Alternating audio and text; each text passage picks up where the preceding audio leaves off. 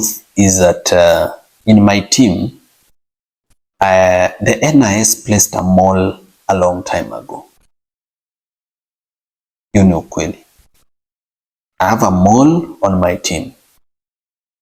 Because when I got an accident in Embo, for me, nilikataza Wakenya, no, don't speculate.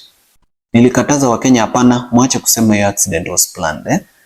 Accidents happen and this has happened. But later, I realized Kenyans were not wrong to be paranoid or to be suspicious. Kenyans were actually right to be suspicious, and I was wrong not to be suspicious. Because the car that did an accident was not owned by an individual, it's owned by a company. And when you search the CR12 for that company in the register of companies and you check the directors, it's a dead end. The driver is somebody we've looked for, and we've not found him to date. Gari hata iko huko inaitwa ni Mukuruini police station. What is that place? Yes. To date, we not found the driver. Yeah?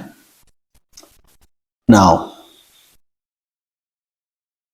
when I was arrested, there's a call that was made from this office around this building.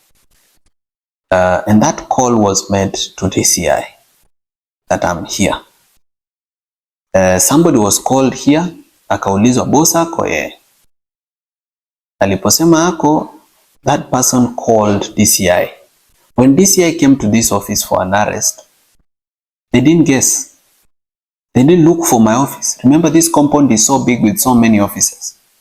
But they didn't look for my office. They came straight to my office as if they already had the plan and layout of the building.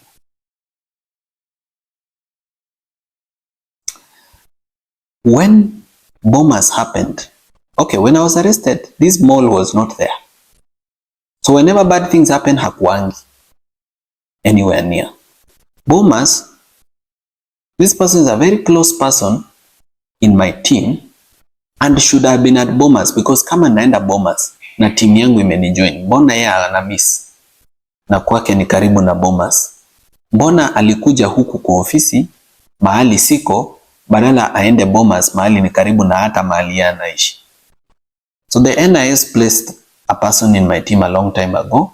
When you research this person's history, you are not able to know which primary school they went to, secondary school. They wiped their profile clean. And the best way to hoodwink Kenyans has been, this person pretends, to criticize the government, to say bad things, to expose projects so that we can trust this person. There's been an attempt to poison my food, and I'm thankful to God that it didn't happen. Na kama singejua that we have a mall, I think by now I would be dead. But I'm grateful to God and to the various Kenyans who've been sending me information, telling me be careful about this person. And I have now become very serious about my security.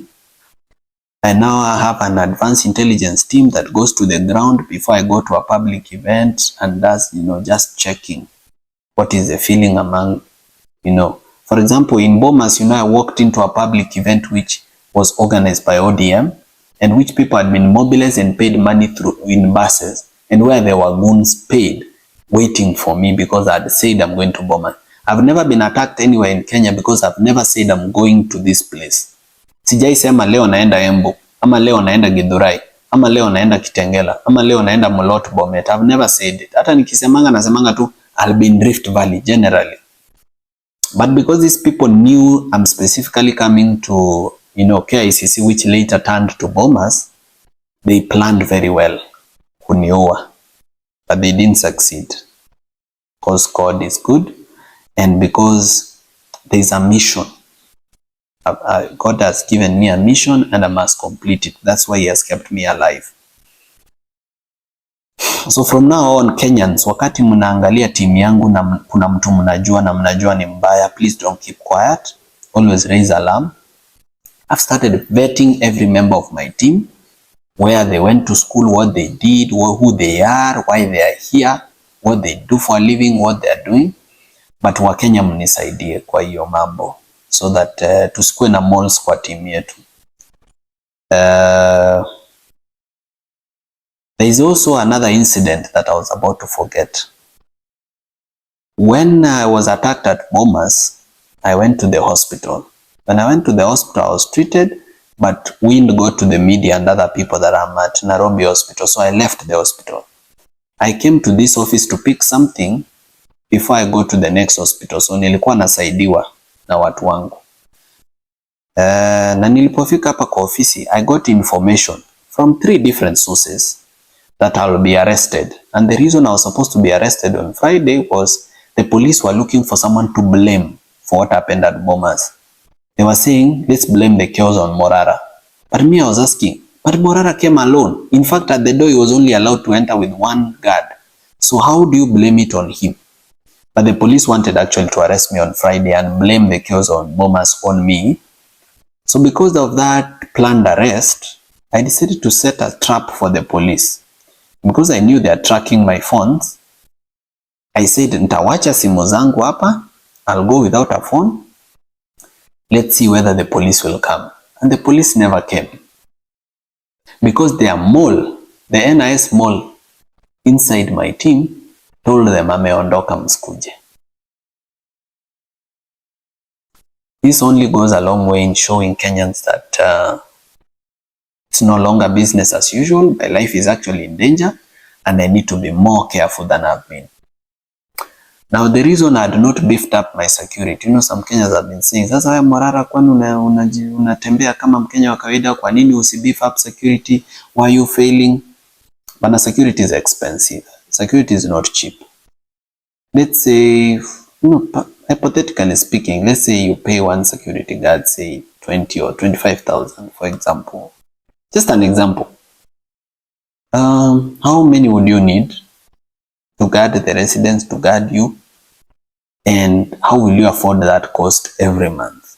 So, hapa ndio inafikanga viongozi wananunuliwa na William Ruto ama na some billionaires. You find that somebody is actually being supported by NGOs that have an interest, or foreign governments that have an interest, or some billionaires that have an interest, because you are not able to afford basic security. But mimi nitachangisha wa Kenya, kila Mkenya akinitumia 10 bob, 1,200, so moja, 500. I believe I'll be able to beef up my security and it will be well. So whatever you can spare, I'll be really appreciative to Kenyans, whatever they can spare to support me in beefing up my security. But otherwise, me, what I can promise Kenyans ni kwamba siwezi nunuliwa. There are stories of people who say, huyu ni project. Maybe they themselves who are saying huyu ni project, they are the project. Labda wao wenyewe they are project. But I don't think it's fair or good to call someone a project when you don't know them in person, you don't know their history, you don't know where they came from. Me, I come from a family history of fighters. People believe in something, people are principled.